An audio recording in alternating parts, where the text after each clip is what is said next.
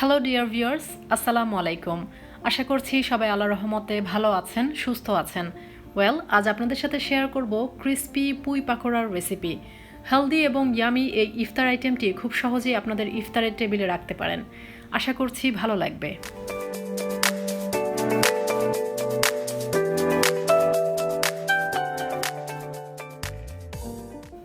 তো পাকোড়ার জন্য এখানে পুঁই শাকের মাঝারি সাইজের পাতা নিয়েছি।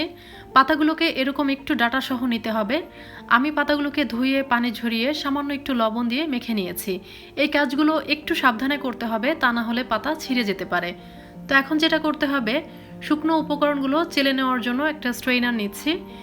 এখন দিচ্ছি 1.5 কাপের মতো বেসন, 3 টেবিল চামচ ময়দা, 1.5 টেবিল চামচ চালের গুঁড়া, এতে করে পাকোড়াটা খুবই ক্রিস্পি হবে, আর 1/2 চা চামচ বেকিং পাউডার।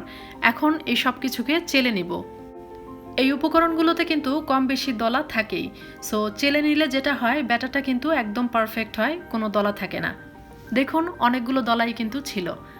তো নেক্সট এর ভেতর দিচ্ছি 1/2 চা চামচ হলুদের গুঁড়া, 1/2 চা চামচ মরিচের গুঁড়া, 1/2 চা চামচ রসুন বাটা, 1/2 চা চামচ আদা জিরার পেস্ট, টেস্ট অনুযায়ী লবণ, আর দিচ্ছি 1 চা চামচ চিলি ফ্লেক্স।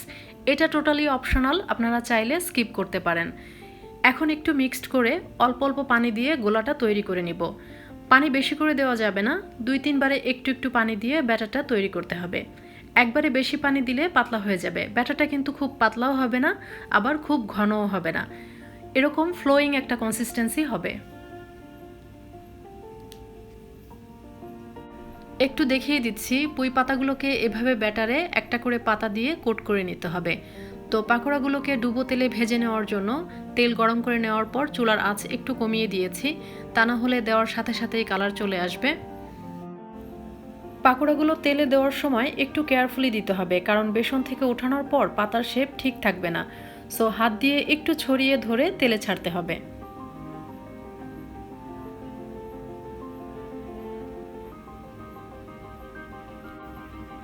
একবারে বেশি করে দেওয়া যাবে না, তাই আমি 3টা করে ভেজে নিচ্ছি। একটু স্পেস থাকতে হবে, তা না হলে দেখা যায় একটার সাথে আরেকটা লেগে যাবে। দেখতে পাচ্ছেন পাকোড়াগুলো অনেকটাই ফুলে তেলের উপর উঠে আসছে। এই পর্যায়ে চুলার আঁচ মিডিয়ামে থাকতে হবে এবং উল্টে পাল্টে দিয়ে পাকোড়াগুলোকে গোল্ডেন ব্রাউন কালার করে ভেজে তুলে নিতে হবে। একইভাবে আমি বাকি পাকোড়াগুলোও ভেজে নিচ্ছি।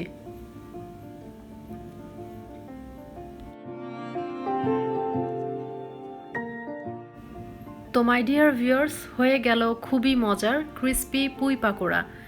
দেখিয়ে দিচ্ছি যে এটা কতটা ক্রিস্পি হয়েছে। রেসিপিটি ভালো লাগলে like, share and please subscribe our channel. আজকের মতো শেষ করছি। সবাই ভালো থাকবেন, নিরাপদে থাকবেন। আল্লাহ হাফেজ।